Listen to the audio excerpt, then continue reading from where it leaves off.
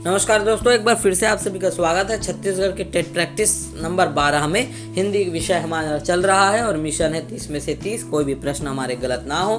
PDF practice set का download करने के लिए आपको ग्रुप में ज्वाइन होना पड़ेगा, वहां से आपको डाउनलोड हो जाएगा। अगर आपको नहीं होता है तो व्हाट्सअप कीजिएगा, उस नंबर पर आपको पीडीएफ शेयर कर दिया जाएगा। चलिए दोस्तों, आज के प्रैक्टिस सेट को स्टार्ट करते हैं। काफ़ी इंपॉर्टेंट प्रैक्टिस सेट है जो कि मात्र 10 मिनट में आपको एक पूरा सेट को कंप्लीट करा दे रहा है। तो फिर यहाँ से आपको अलग से और पढ़ने की ज़रूरत नहीं है, या तो फिर आपको टाइम निकालने की ज़रूरत नहीं है। आप 10 मिनट बस देखिए, इसको बस देखिए, सुनिए, आपको आंसर याद हो जाएगा। तो चलिए स्टार्ट करते हैं। आधे अधूरे किस लेखक की कृति है? धर्मवीर भारती, भीष्म साहनी, मोहन राकेश या फिर राजेंद्र यादव? तो इसका फाइनल आंसर आएगा मोहन राकेश। आप क्वेश्चन और ऑप्शन पढ़ने के बाद पॉज कर लीजिए, जिसके बाद आप अपना आंसर दे सकते हैं। उसके बाद मेरा आंसर आप सुन के याद कर लीजिए। झांसी की रानी के रचनाकार कौन है? तो वृंदावन लाल वर्मा, सुभद्रा कुमारी चौहान, जयशंकर प्रसाद या महादेवी वर्मा? तो इसका फाइनल आंसर आएगा सुभद्रा कुमारी चौहान। भारत भारती के रचयिता कवि कौन है? मैथिली शरण गुप्त, भारतेंदु हरिश्चंद्र, महावीर प्रसाद द्विवेदी या फिर अयोध्या सिंह? तो इसका फाइनल आंसर आएगा भारत भारती, मैथिली शरण गुप्त। ये राष्ट्र प्रेम, देश प्रेम से संबंधित हैं। नूतन ब्रह्मचारी का नामक उपन्यास के लेखक कौन है? नूतन ब्रह्मचारी नामक उपन्यास के लेखक बालकृष्ण भट्ट, अयोध्या सिंह, लाला श्रीनिवास, श्रद्धाराम? तो इसमें फाइनल आंसर आएगा आपका बालकृष्ण भट्ट। इसके बाद आएगा सरस्वती के संपादक थे कौन थे? बताइए भाई। लोचन प्रसाद पांडे, हजारी प्रसाद द्विवेदी, महावीर प्रसाद द्विवेदी या फिर गया प्रसाद? तो इसका फाइनल आंसर आएगा आप सभी के लिए सरस्वती के संपादक के लिए इसमें आंसर आएगा महावीर प्रसाद द्विवेदी।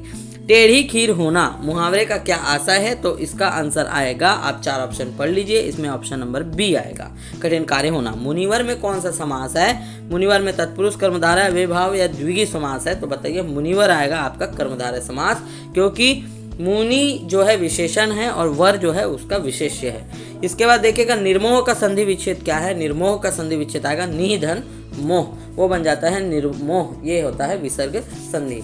इसके बाद नेक्स्ट देखते हैं, खिलाड़ी में किस प्रत्यय का प्रयोग हुआ है? खिलाड़ी में प्रत्यय का प्रयोग हुआ है, एकदम सिंपल सी बात है, उसके नीचे आंसर आपको दिख रहा है आड़ी प्रत्यय। छद्म का विलोम क्या है? तो विलोम व्यक्त, सत्य, निरंतर, नैराश्य। क्या आएगा इसमें आंसर? तो इसमें आएगा आपका व्यक्त। छद्म मतलब उसका विलोम हो जाएगा आपका व्यक्त। सही वर्तनी वाला रूप कौन सा है? चतुरंगिनी, चतुरंगिनी या चातुरंगिनी या चतुरंगिनी? तो इसका नंबर आएगा ऑप्शन नंबर बी। ठीक है। इसके बाद है जल का पर्यायवाची क्या है? अम्बु, तोय, वारी या ये सभी आंसर आएगा। संप्रदान कारक में को का प्रयोग किस अर्थ में होता है? के लिए, पर, अपेक्षा या फिर से? तो के लिए का आंसर इसमें आएगा। उसके बाद वृक्ष से पत्ता गिरता है, कौन सा कारक है बताना है आपको। जब भी कोई चीज किसी चीज से अलग होता है तो याद रखना अपादान कारक होता है। जैसे वृक्ष से पत्ता गिरता है, गिलास से दूध गिरता है, कोई भी चीज अलग हो जाए, जैसे बालक घर से निकलता है, अपने घर से अलग हो रहा है, तो जहां से वो दोनों अलग अलग हो जाए अपादान ठोक के आ जाना सही आ जाएगा भाई। ठीक है। नेक्स्ट देखते हैं, ए रमेश यहाँ आओ, इस वाक्य में कौन सा कारक है? तो अधिकरण है, कर्ता है, संबोधन है। हे रमेश, हे भोर, हे दानव, हे मानव, ऐसा कुछ भी लिखा रहा मतलब वो क्या आ जाएगा? संबोधन। संबोधन चिन्ह ऐसा लगे रहेगा, देखना। ठीक है, तो वो संबोधन में आ जाएगा। पढ़ना कौशल में सबसे ज्यादा महत्वपूर्ण क्या होता है? उच्चरित करना या केवल अक्षर पहचान, तेज गति से पढ़ना या संदर्भानुसार अर्थ को ग्रहण करना? तो सबसे ज्यादा महत्वपूर्ण होता है संदर्भ के अनुसार अर्थ को ग्रहण करना। निम्नलिखित में से कौन सी विधि रचना शिक्षण की विधि नहीं है? चित्र रचना, शब्द प्रदान, सूत्र या फिर खेल? तो सूत्र विधि जो होती है रचना शिक्षण की विधि नहीं है। सुलेखा ने पाठ को पढ़ते हुए जीवन को जिंदगी पढ़ दिया।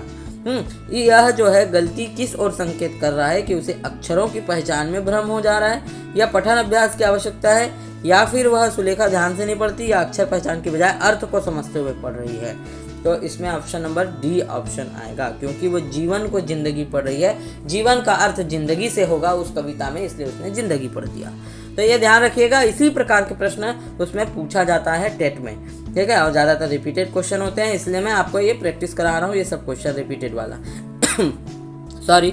निम्न में से क्या पाठ्यक्रम निर्माण का सिद्धांत नहीं है? लचीलेपन का, पढ़ने पढ़ाने का, उपयोगिता का, या इनमें से कोई नहीं? तो इसका आंसर आएगा पढ़ने पढ़ाने का सिद्धांत पाठ्यक्रम निर्माण से नहीं है।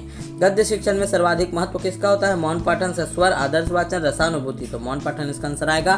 कौन सी वाचन शिक्षण की विधि नहीं है? ध्वनि साम्य, समवेत, व्याख्या या अनुध्वनि?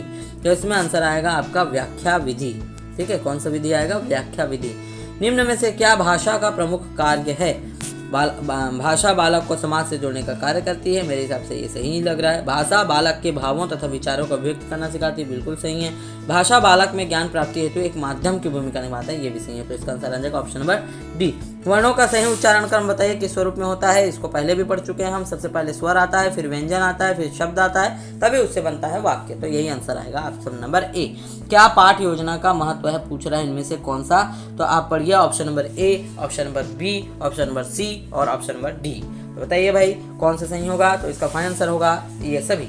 शैक्षणिक निदान की निम्न में से कौन सी विधि नहीं है? मेडिकल टेस्ट, देखो का हो, साक्षात्कार, अभिलेख। तो इसका फाइनल आंसर आएगा देखो का हो विधि नहीं है। इसके बाद नेक्स्ट देखते हैं अपन, नेक्स्ट में क्या है प्रश्न देखते हैं, निम्न में से क्या कक्षा कार्य की उपयोगिता है? तो इससे पहले मैं आंसर बताने से पहले आप सभी को बोलूँगा कि नीचे कमेंट सेक्शन पर कमेंट जरूर करें आपका कितना मार्क्स आ रहा है 30 प्रश्न में से, ठीक है। तो चलिए नेक्स्ट देखते हैं अपन। तो यहाँ पर देखिएगा, बालकों के व्यस्त रहने के कारण अनुशासन बना रहता है, सीखा हुआ ज्ञान पक्का होता है, आत्मविश्वास बढ़ता है, ये सभी। तो इसका फाइनल आएगा ये सभी। बच्चों का खेल खेल में भाषा की आरंभिक शिक्षा किस प्रकार दी जाती है? ध्वनि साम्य में, साहचर्य में, प्रश्नोत्तर में या सामूहिक पाठ में? तो इसका फाइनल आंसर आएगा साहचर्य विधि में, ऑप्शन नंबर बी। काव्य शिक्षण में किसका महत्व अधिक होता है? विचार विश्लेषण, सस्वर या फिर मौन या फिर आदर्श वाचन का? तो इसमें आंसर आएगा ऑप्शन नंबर डी, आदर्श वाचन, ठीक है। श्रवण कौशल विकास के अंतर्गत निम्न में से किस शक्ति का विकास आवश्यक होता है? अंतर्बोध, धारण, बोधन या फिर ये सभी? तो इसका ऑप्शन नंबर डी आएगा ये सभी।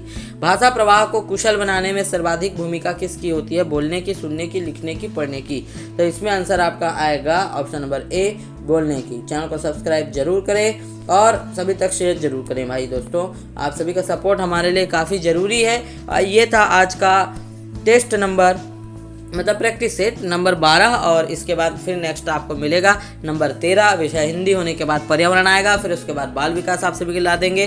कोशिश कर रहे हैं एक ऐसा पीडीएफ आप सभी को मिल जाए बाल विकास की जिससे आप पूरा पढ़ सकते हैं। इसको ग्रुप में शेयर किया जाएगा, इसलिए मैं बोल रहा हूँ, नीचे डिस्क्रिप्शन में लिंक दिया हुआ है इन चारों प्लेटफॉर्म का, वहाँ से जाकर ज्वाइन करें।